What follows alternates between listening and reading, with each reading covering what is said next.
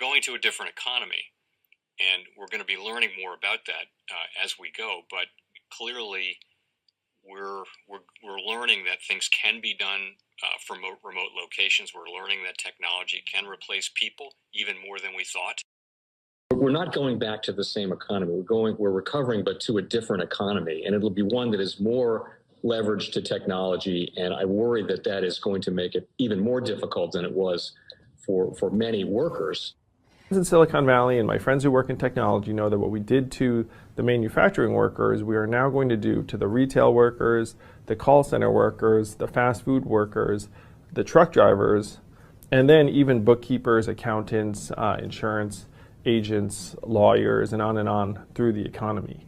So what happened to the manufacturing workers is a very clear sign. This effort, and China has big plans for this. They intend to seed their digital yuan into the global environment by giving it away to visitors at next winter's Olympics. When they arrive at the airport, they're going to get yuan digital wallets. They're going to receive digital yuan.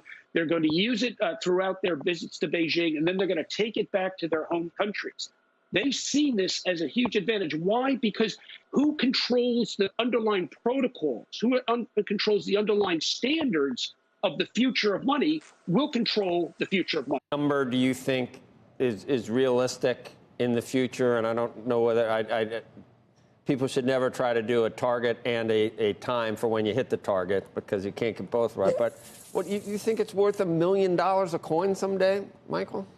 The big idea is every currency in the world collapses into the U.S. dollar stable coin, and the U.S. dollar is the universal medium of exchange for the world.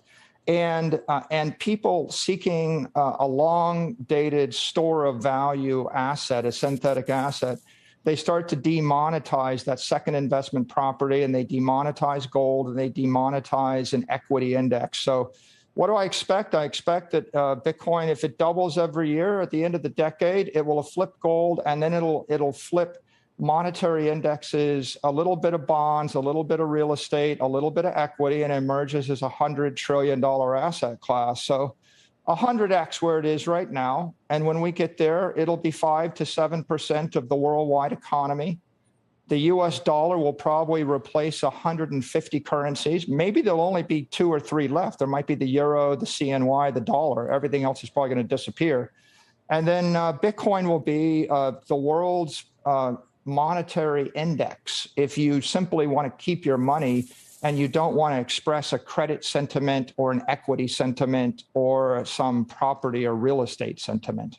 And what if a country decides, either, China, I don't know how China is going to react to that scenario, or even the United States. Is it unstoppable?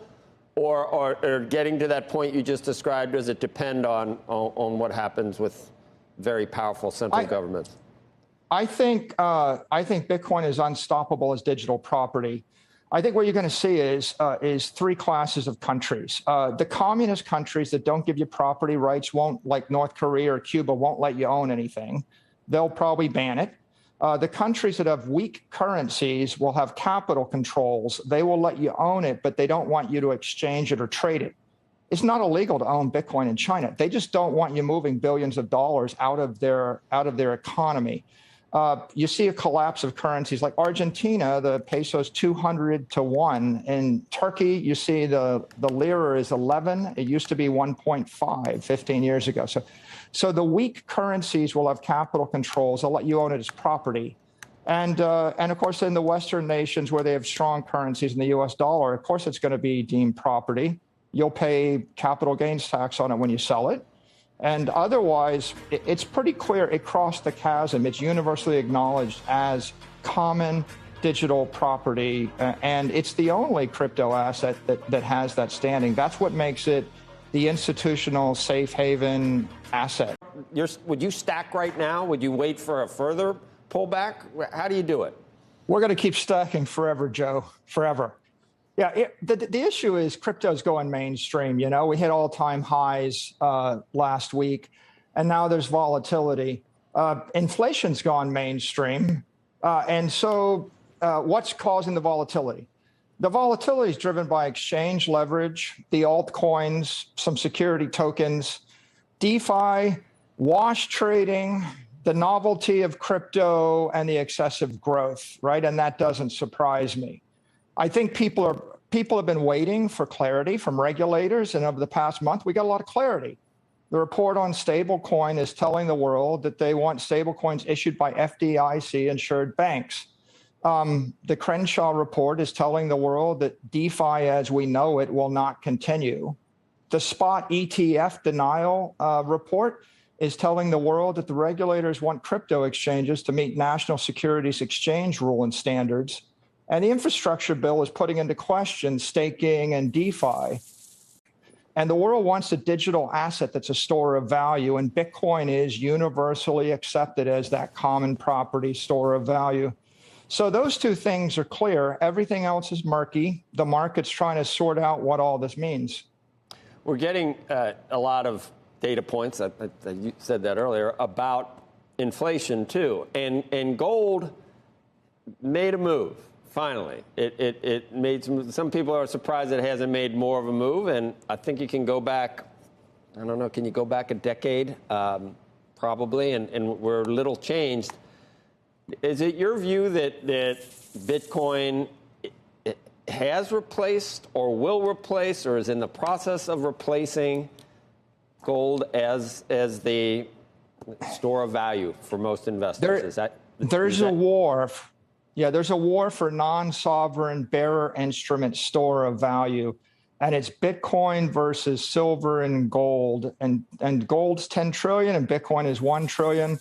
And it's pretty clear that Bitcoin is winning, gold is losing.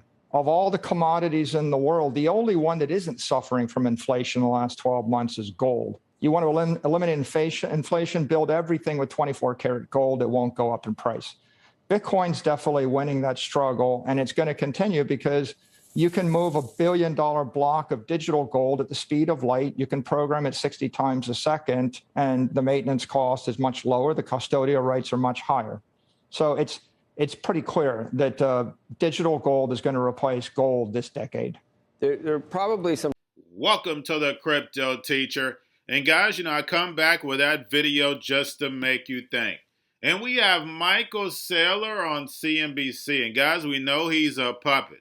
We know he was one of the first people that spoke out against the C word. And we know the New World Order came to him. And we know he's an MIT grad. We know Michael's strategy, stock was nowhere, and then it went through the roof. Why? Because the New World Order put him on payroll. We saw Morgan Stanley invest in Michael's strategy, and all of a sudden they started buying all of this Bitcoin, and he becomes the spokesperson, the puppet for Bitcoin. And we know the puppets come with the truth, but then they wiggle in the lies. We know from Bretton Woods 2.0, the US dollar is going to lose its reserve currency. We know that digital yuan is going to rise, be that main currency, backed by that digital SDR. Now, is Bitcoin a hedge against inflation? No. We know the Fed pumped all cryptos and stocks. We know gold and silver is what you want to keep. Why? Because that's what the Fed is keeping, guys. We can see that. Until the central banks get rid of their gold, you better not get rid of yours. We know crypto means hidden message. That's right, guys. These cryptos are for the robots, algorithms, and drones. This new metaverse. That's the reason why he keeps saying Bitcoin is digital property. For this virtual world, for this metaverse, it's definitely needed because we know when it comes to the New World Order, it's all planned out. Y'all have a wonderful day. The most powerful person in the world is the storyteller.